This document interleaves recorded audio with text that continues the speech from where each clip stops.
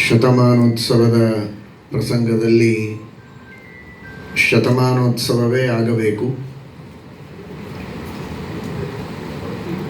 ಮಾನ ಅಂದರೆ ಜ್ಞಾನ, ಶತಮಾನ ಅಂದರೆ ಶತ ಎಂಬ ಶಬ್ದಕ್ಕೆ ಶ್ರೀಮದ್ ಆಚಾರ್ಯರು ಅನಂತ ಎಂಬುದಾಗಿ ಅಭಿಪ್ರಾಯವನ್ನು ತಿಳಿಸಿದ್ದಾರೆ.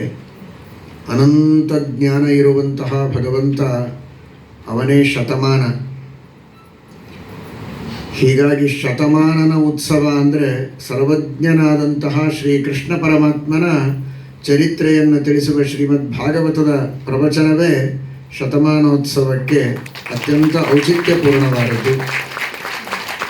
ಆ ದೃಷ್ಟಿಯಲ್ಲಿ ಈ ಕಾರ್ಯಕ್ರಮವನ್ನು ಹಮ್ಮಿಕೊಂಡ ಎಲ್ಲ ಪದಾಧಿಕಾರಿಗಳಿಗೆ, ವಿಶೇಷವಾಗಿ ಹರಿವಾಯು ಗುರುಗಳ ಅನುಗ್ರಹವಾಗಲಿ, ಈ ಸಂಸ್ಥೆಗೆ ಇನ್ನೂ ಉತ್ತರೋತ್ತರ ಅಭಿವೃದ್ಧಿಯಾಗಲಿ ಎಂಬುದಾಗಿ ಮೊಟ್ಟ ಮೊದಲಿಗೆ ಪ್ರಾರ್ಥನೆಯನ್ನು ಭಗವಂತನಲ್ಲಿ ಸಲ್ಲಿಸ್ತೇನೆ.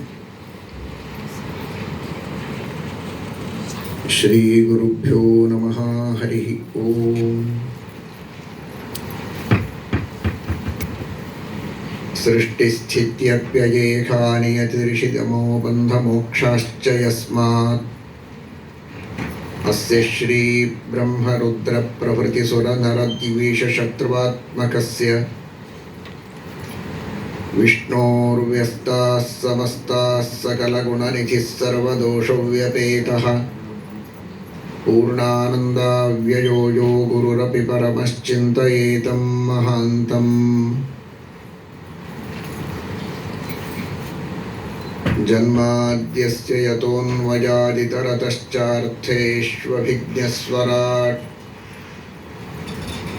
ತೇನೇ ಬ್ರಹ್ಮಹೃದಾಯ ಆದಿಕವಯೇ ಮುಹ್ಯಂತಿ ಯಂ ಸೂರಯಃ ತೇಜೋ ವಾರಿಮೃದಾಂ ಯಥಾ ವಿನಿಮಯೋ ಯತ್ರ ತ್ರಿಸರ್ಗೋ ಮೃಷಾ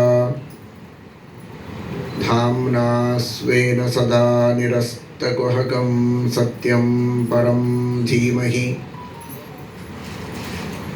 ಧರ್ಮ ವಿಜ್ಞಾನ ವೈರಾಗ್ಯ ಪರಮೈಶ್ವರ್ಯಶಾಲಿನಃ ಆನಂದತೀರ್ಥ ಭಗವತ್ಪಾದಾನ್ ವಂದೇ ನಿರಂತರಂ. ಭವತಿ ಯದನುಭಾವಾದೇಡ ಮೂಕೋಪಿ ವಾಗ್ಮಿ ಜಡಮತಿರಪಿ